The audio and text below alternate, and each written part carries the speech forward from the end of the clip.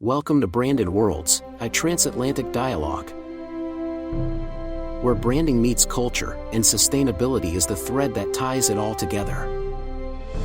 Hosted by Jeff Solomon in the US and Stephen Baumgartner in Europe. This is where global brand stories come to life, with purpose, people, and perspective. Join the conversation. Share your thoughts on how brands can better integrate culture and sustainability. Subscribe to Branded Worlds for more insights and inspiration, and let's build a future where brands truly make a positive impact. Let's dive in.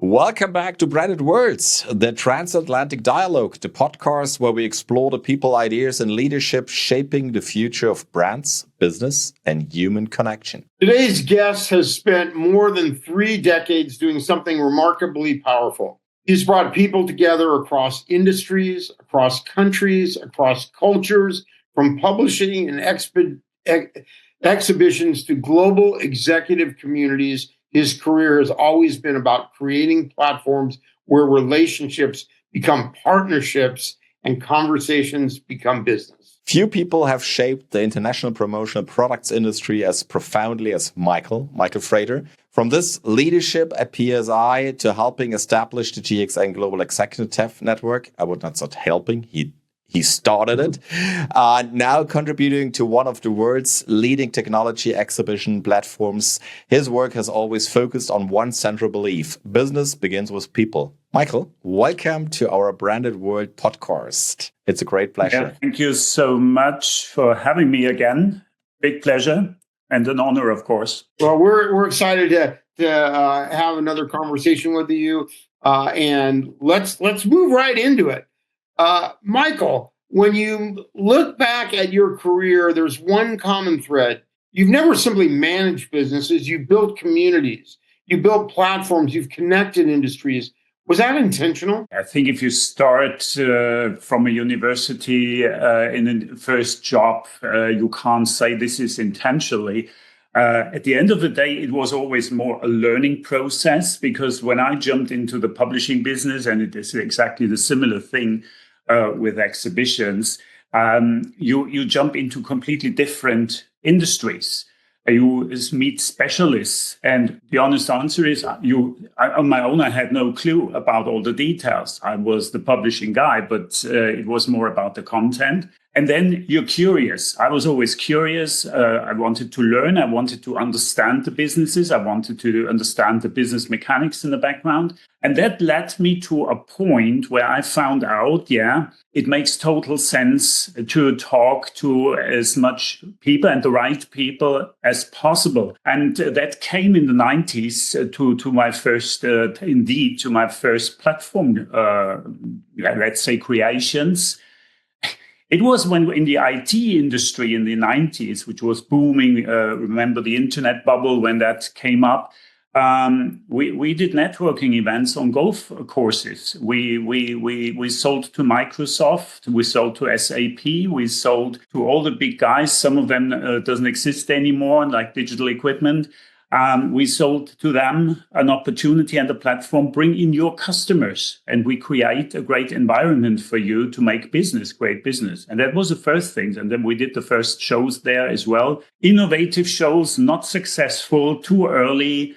And then after the bubble burst, again, new jobs, and always finding out, where I'm in now. So trying to get into these industries. So I was always curious, and I stayed curious. I think that's the biggest and most important thing I feel. You just mentioned golf as a kind of a networking come together. Do you know what the new golf is looking like? What do you mean, the golf? The new golf. There's a new golf where, especially in the northern areas of Europe, but also in the meantime in the southern part in Spain, everyone is doing exactly what 10 years, 15 years ago happened on the golf course. It has changed a bit. It's still on the golf, but there is another sports coming up where networking is also a big part of that crowd, I would say. Do you know what it is? It's padel. It's padel. Padel is getting bigger and bigger. Oh, yeah. And the socializing and networking part, and especially in Sweden, Norway, so in the Nordics, they really use it in exactly the same way like golf have been used in the past. They do have co-working spaces in the padel arenas. They have meeting rooms in the padel arenas, and they are really doing exactly the same like they have done with golf maybe 15 years ago. Which is super interesting to see. I didn't know that. I've learned something new. That's interesting. Maybe we need to check for Austria for the GXN meeting if they do have a paddle court, and then we have to maybe beside the golf one, we need to maybe offer some paddle sessions. Totally happy to check that, and I'm sure in Kitzbühel in this wonderful area they will have a paddle area. Yeah. In today, the good thing on today's golf is it has not this attitude of this elitaire sports anymore. I mean, if I come to the United States, I just played a couple of weeks ago in Las Vegas, which was extremely hot. It's so normal playing golf there. It has nothing to do with these arrogant people I know 30 years ago on some golf courses where I said, this is not my sport, to be honest. Yeah, that was in the beginning really an issue. Today, it changed dramatically. And yeah, of course, there are other opportunities and sports activities to bring people together. But that was just a side note or a side fact. Let's jump back to our questions. You mentioned that you started basically as a publisher.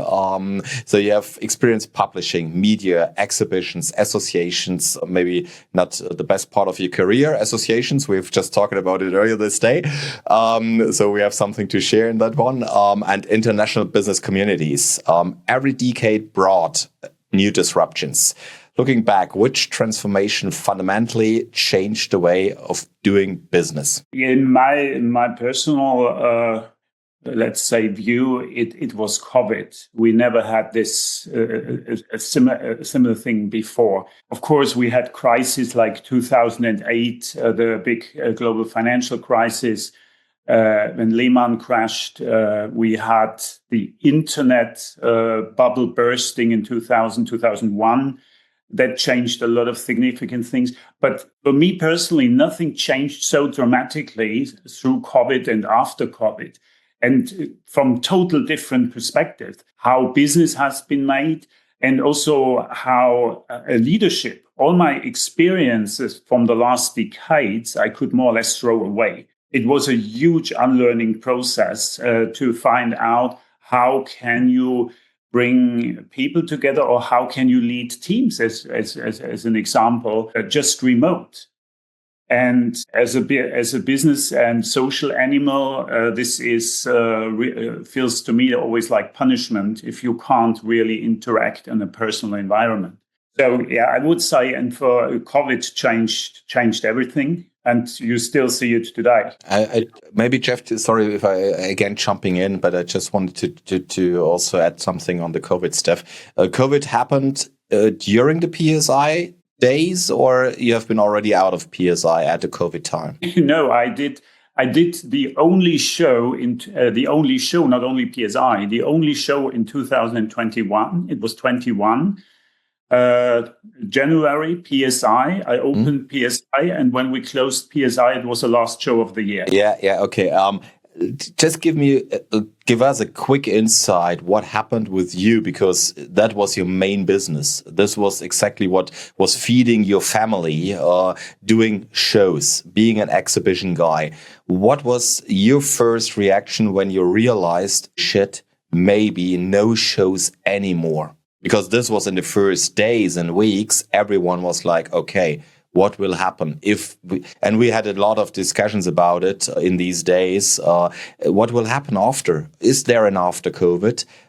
What was your first, in the first thinking, what was your feeling about it?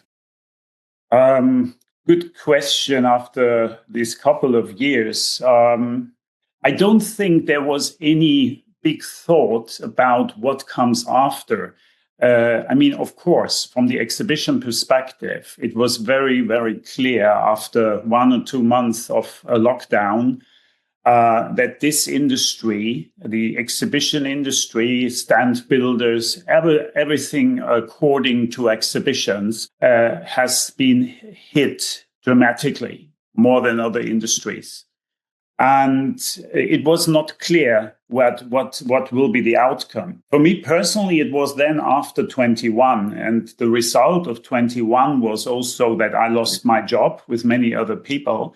Not because there was no more money, but it was about really the struggle in the global exhibition business and landscape that maybe there will be no more exhibitions. I doubted that, to be honest, but it was a huge discussion because immediately we switched in the first quarter of 21 and the second quarter, everybody switched to online meetings. Suddenly it worked, what was never a big question before. And so from that perspective, nobody had a clue what will happen after COVID. My personal feeling was if I would have a next job, you never know, maybe it is not back in the exhibition industry again. That was my thought. Okay. But you see where I landed. Yeah. All worked out. So that's a good thing. It's interesting to even, touch on reflecting on COVID, because I haven't thought about that for a while. But we move on to what lies ahead in business. Many people measure success through revenue. You spent your career creating opportunities for others, and I guess that is through expositions and networking and all the things you're doing now. How do you define success today? Yeah, success can be, of course, it is KPIs as well. If you ask me about my track record over the last 5 years since COVID, I can give you a lot of nice KPIs. I doubled a show from the size, from the exhibitor numbers. That's all success in KPIs. But for me personally, these KPIs, increasing revenue, increasing profits, good numbers, making your budget, is at the end of the day more an outcome of the passion I have to create opportunities. You just mentioned it. And I love to shape businesses also into the future. So it's that makes me feel satisfying. Yeah, it's not just running blindly after a figure. Of course, the figure, you need KPIs to get the orientation where you are. I have always clear targets, but success for me is much more the ability to, let's say it like this. If I leave an organization, it should be stronger than it was before. Then it was a successful time I spent there. If someone is asking you to explain the real purpose of an exhibition and show in one sentence, what would you tell them? Well, there are books with nice definitions in one sentence or in 100 pages. At the end of the day, exhibitions coming from the old marketplaces, that means bringing together buyers, sellers, innovators, and create business opportunities. And also, I see an exhibition, and that makes, in my view, a difference to other shows, to create partnerships and develop an industry together with not with the show, with the industry who is part of the show. We're just a platform on one side, but we see, and I see myself always as a partner. And that is exactly part of also when we talked about success. It is part of the success. This is a great tie-in to the concept of why people still matter. Artificial intelligence, virtual meetings, automation, digital platforms. Every year we're told face-to-face interaction is becoming less important, yet the opposite seems to be happening. Why? Yeah, what I said, I always start this question with, we are social animals. You don't want to be alone. Let's say it like this. So you need interaction. And I mean, even if we have meetings like this where we see each other, you don't see the complete person. You don't see all the complete signals. And the other thing is these meetings, and concretely going back to exhibitions, the serendipity of meeting people. And serendipity means you get an opportunity to meet someone you would never have met before, and you would never have met this person without a platform like an exhibition. And this is, and it's not only an exhibition, it's meetings everywhere. You sit in the lounge somewhere at the train station or at the airport, and you meet people because you talk to people as a coincidence. And this serendipity is wonderful. And this is creating more businesses. And today we are acting much, much more global than it was pre-COVID, I would say. I was always in international businesses, but the way I see it today is incredible. So it is important. Face-to-face interaction is definitely. I don't know who is telling that it's becoming less important. Maybe the guys who earn the money with the technologies. And yeah, I think the two of us, Jeff and myself, we have to agree, because we met on an exhibition first time ever, and without the PPI Expo, this podcast would not exist. Best example. Yeah, this is exactly what you just mentioned. You meet people you would never ever meet on another place, because we are separated thousands of kilometers, and there's absolutely no real chance that we have ever seen each other if it would not have been happened on one of the PPI Expos 2 years ago, which is totally crazy. But yeah, you're totally right. You especially, you have attended thousands of meetings. I was counting when I made a script. I was really counting thousands of meetings, and I was like, okay, that's a big number. And I was like, is it really thousands? But I think you made thousands of meetings around the globe. What separates a conversation people forget from one that changes a company or even a total career? Good question. I'm still thinking how you get to these thousands of meetings. How did I was counting. I had it, and I was like, okay, hundreds. Yeah, for sure. He's doing hundreds a year. So that's not a big deal for him. And you're in the business since a few years. And I was like, easily thousands of meetings. Okay. Which is crazy, by the way. If you really think about a number, it's unbelievable. But I think you hit it maybe already 5, 6, 10 years ago.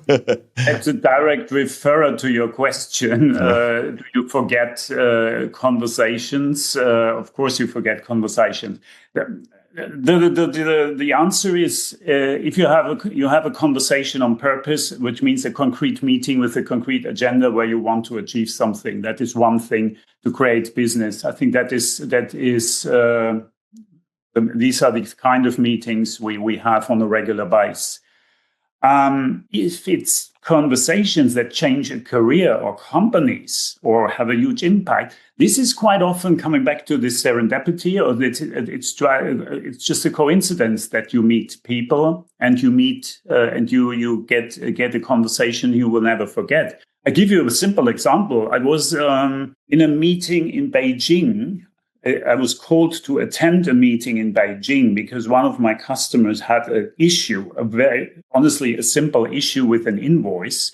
And I was not sure if I could help there, but I went there and I met exactly the person, a lady who is in charge of the entire global business development. And this lady I always wanted to meet, which is not an easy game in China or with China to get connected there if you don't know the people around that. And out of this conversation, at the end of the day, they had to throw us out from the exhibition in the evening.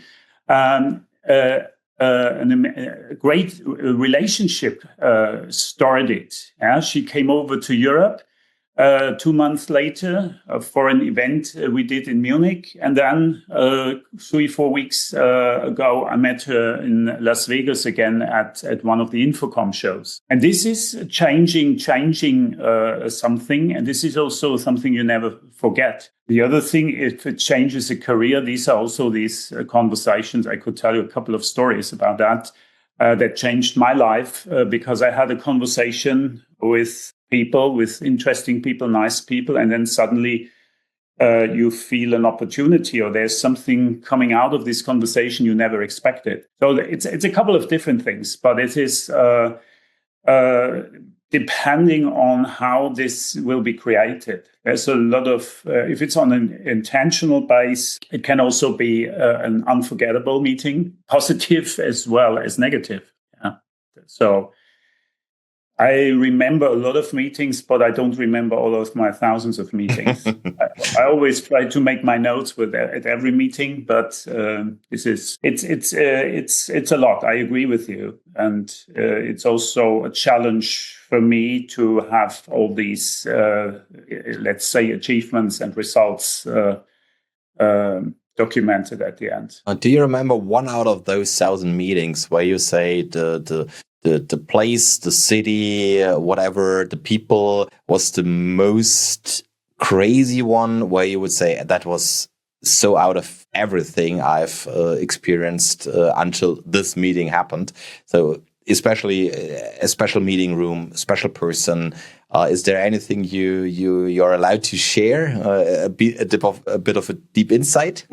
Yeah, maybe not a deep insight. Know how deep you want to go. No names, nothing. But just something where you say, okay, that was the craziest meeting ever I had. I don't want to talk about the craziest meetings. To be honest, the craziest meetings I have I had in my days in public listed companies, and if it came down to let's say board meetings, strategy meetings, I would say these are meetings which can be weird, crazy, positive, negative, but I don't want to talk about this, and that doesn't make sense.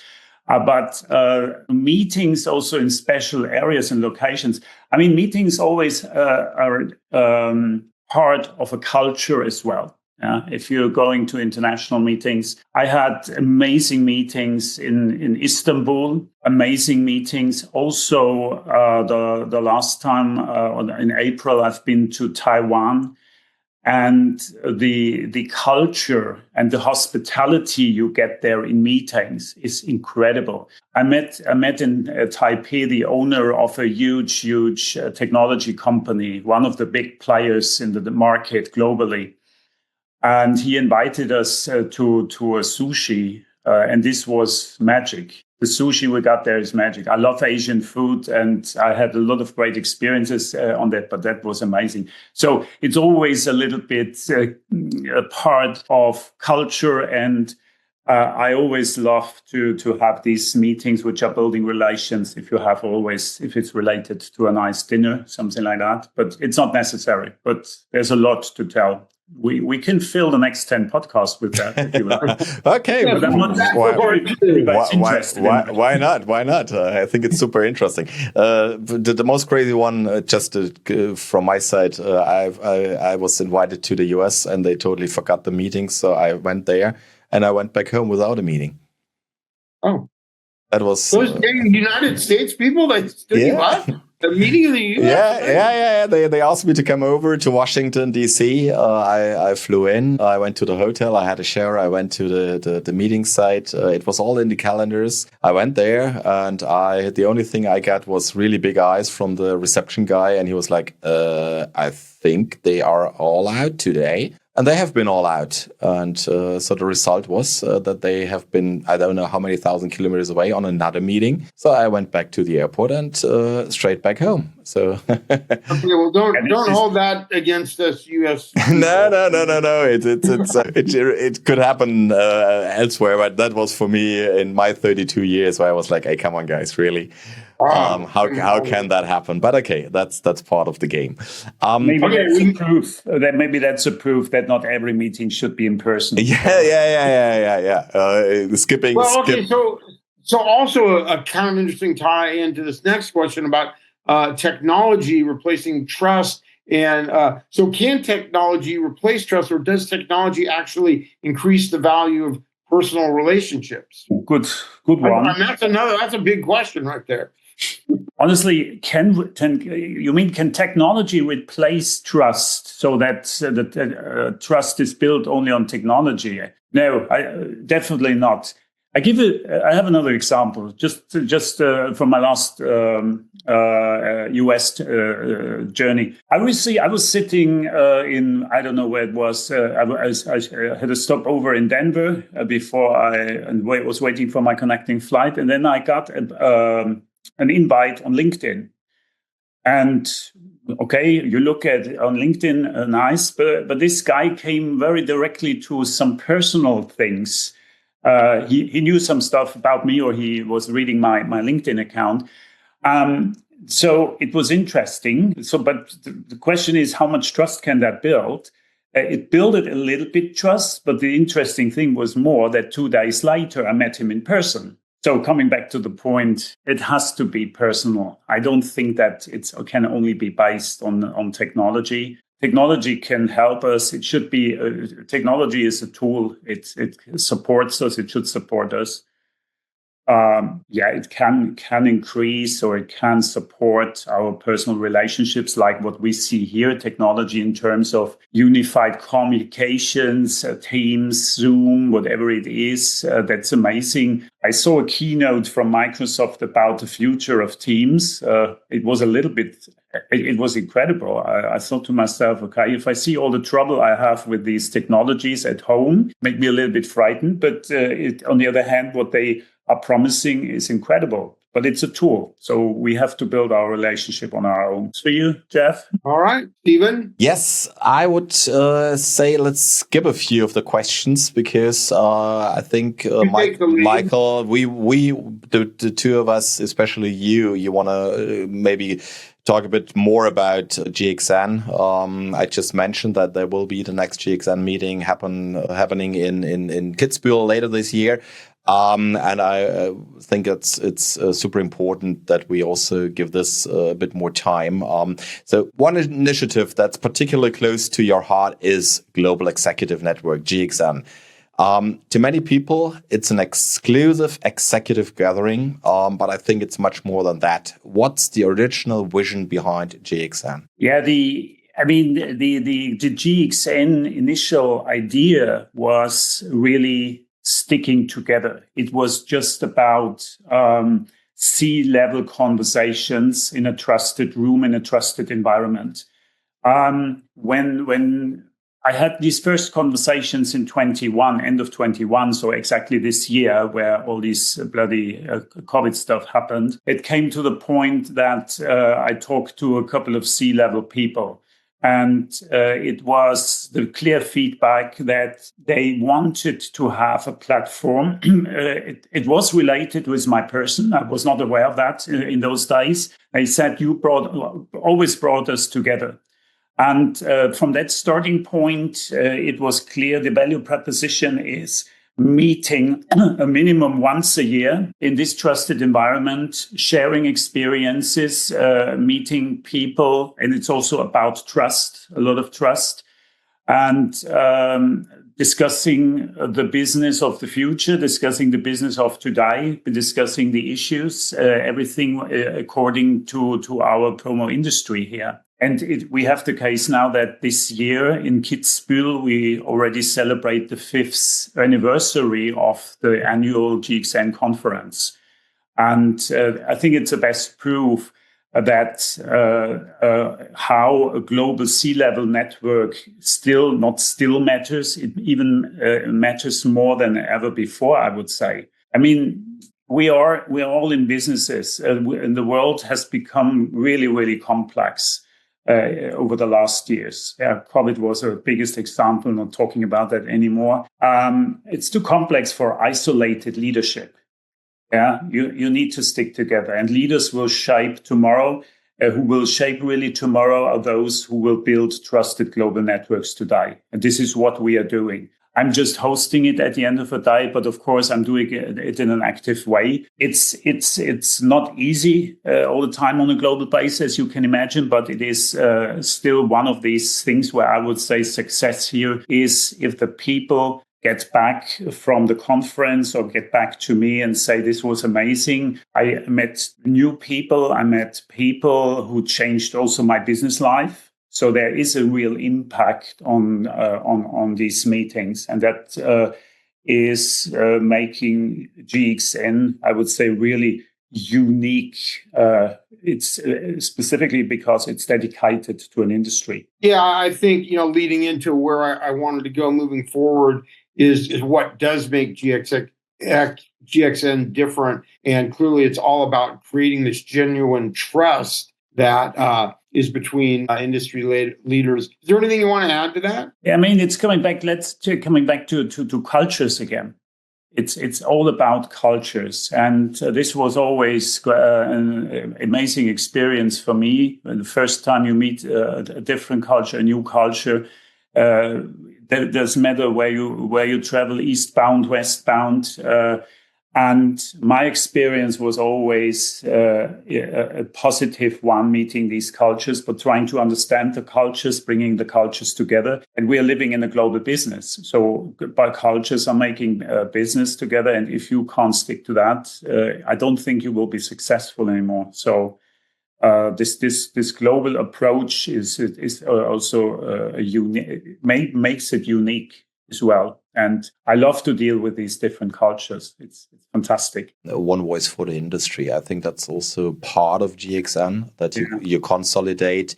I always say the big boys, but it's not only the big boys, it's also the big girls. In the meantime, getting more and more important, which is very, very nice to see. And they're super pushy, as you mentioned earlier today.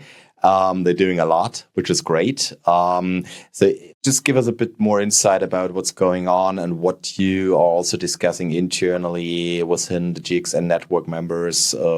What do we have to do, and how do we have also to maybe give our industry not only a network, which is great to connect each other, but also to have one voice to whoever. Yeah, that's a great point. I mean, what we see, what you can expect on one side if you come to Kitzbühel or these annual conferences, we're talking about all the relevant topics on a global perspective. From a global perspective, we're covering the whole market data.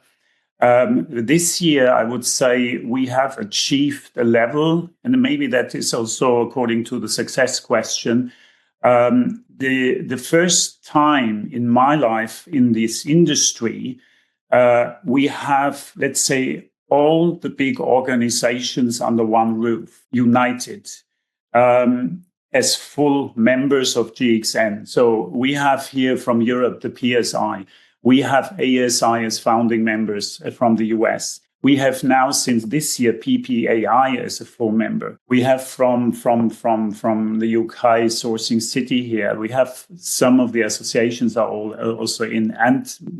But the most important thing, we have all these great leaders from huge companies. And the people who are joining GXN are people who want to change also something and want to engage. And this is one of the rules we have here as well. A great example is the Women in Promo. The Women in Promo, is an initiative started in Vienna 3 years ago.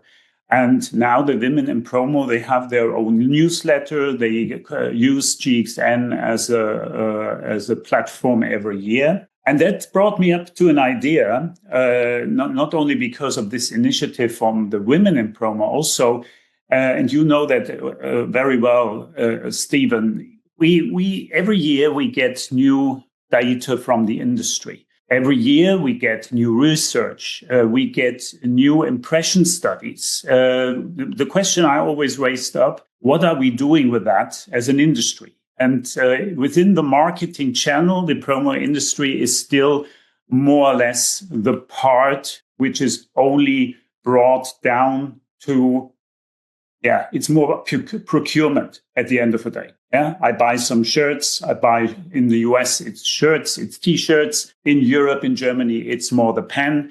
But this is, it's nice. We are always aware that this has an impact. But at the end of the day, the meaning of our industry in the marketing mix has not really increased, but it could increase. We all know that. I mean, I'm not naive. I know all the issues we have regional wide in the different countries. And I'm not talking about all the tax regulations and politics behind that on a regional base. the thought I had, and I discussed it with some people here, like great initiators of our project as well, like with Mark Rugi. You are also part of these groups, and we created a think tank in GXM to identify topics. And this is one topic. I mean, I had this in the past.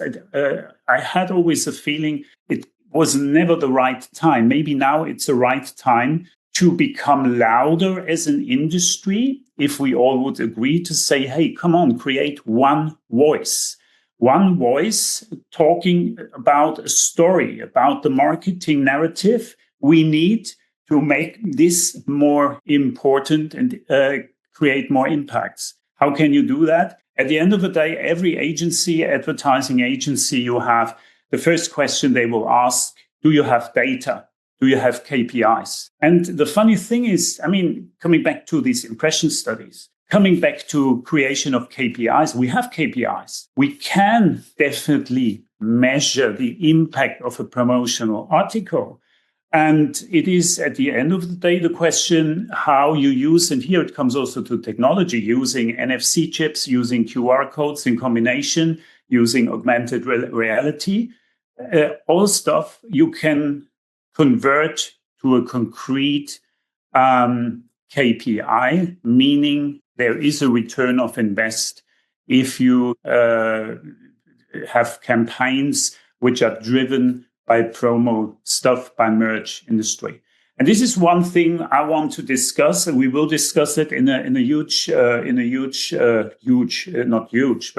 a powerful panel. I mean, we will have beside huge technology and great technology leaders in Kitzbühel. We will have all the leaders there. We have the new CEO of ASI, Ashish Mittal there. We have Drew there from PPAI. And I'm quite curious, not just talking about the latest research, talking about how can we use this research to convert it into a narrative which is talking much, much more of the return of invest of our advertising specialty we have here. That's an idea. I can't tell you the outcome, but my feeling is if there is a right time, it could be now. Because it's the first time that this industry is meeting on a regular basis so globally. I mean, we have even from Australia, we have now a first member. Since this year, we're covering all the continents, and they're coming. And this is something I would say it's an opportunity, and let's bring it up. So we will see what's coming out, and I will keep you updated anyway. But let's give it a try. That's my opinion on that. Absolutely. Sounds super exciting. And yeah, let's see. Jeff, shall we jump to the funny part? Okay, yes. Let's jump right. Let's jump right to rapid fire questions. But one thing I do want to add is it does seem, with all the things that GXN is doing and how you've evolved over the last 6 years, it does appear that you could become one of the defining global leadership communities for our industry. It's very unique, and congratulations on all that. And we're so excited to be able to share some of it on through the Branded Worlds podcast here. So, well, okay, here's a great question for you. Out of the thousands of expositions you've attended, what was the best one? The last Integrated Systems Europe in Barcelona. All right, there you go. One GXN conversation you will never forget. One of the founding conversations I had together with Mark Rugi, with Albert van der Veen, and that was the main guys in here. And that was challenging and tough, but that because I had no clue where this will end up. Okay. Coffee meeting or dinner conversation? Oh, I prefer dinner conversation, as I told you earlier. One city every global leader should visit. Barcelona. Barcelona. Yeah, Barcelona is definitely one of those. I always say Istanbul because this is amazing. This is such a fantastic melting pot on the border to Asia. And you have Asia on one side of the Bosporus and Europe on the other. Yeah. It's amazing. Yeah, it's a special atmosphere. You're right. Yeah, it's totally unique. Let's see. One leadership lesson you'll never forget. Oh. I know these are tough questions. We're just really hitting you hard, Michael. Forget. Maybe I can refer to what I said in the beginning. Totally unlearning what I have learned before, after COVID. That was totally irritating to me. So learning from scratch again. If you could invite 3 business leaders, past or present, to a GXN dinner, who would they be? You mean not only in the industry? No. Global business leaders, still alive or not alive anymore. So if you have the chance to invite not only business, so maybe from the politics, whatever. It's a question I never thought about that.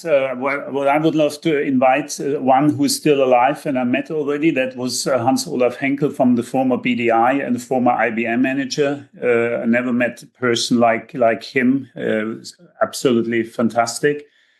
I would love to meet Steve Jobs, if that could be. I'm not sure if that's a good experience or would have been a good experience, but I think something you could learn a lot about that.